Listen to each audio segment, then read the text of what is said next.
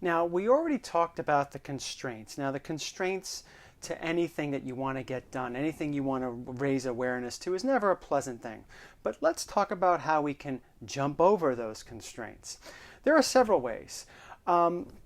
It's really important to find faculty interest because a lot of service learning, the chance for it to actually get taught in a class comes from the faculty, comes from the instructor. And it's sometimes the instructor needs to find his or her own interest, his or her own social justice interest. Anything. When you find something that interests you, you're going to make contact with other people because you show how much this subject is or how much this issue is, how much of an interest those things are.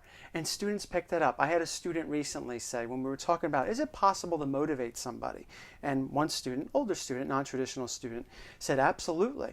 And he said, because energy is catchy. And if you have an instructor or you're in an environment where there's energy, it catches on. It certainly catches on.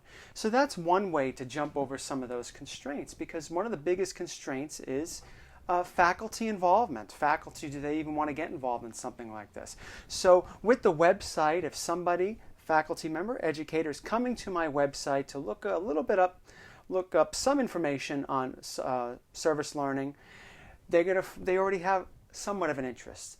And I believe, as I appeal to their emotions on my website, that small amount of interest in service learning will turn into a bigger interest after they're done with the website.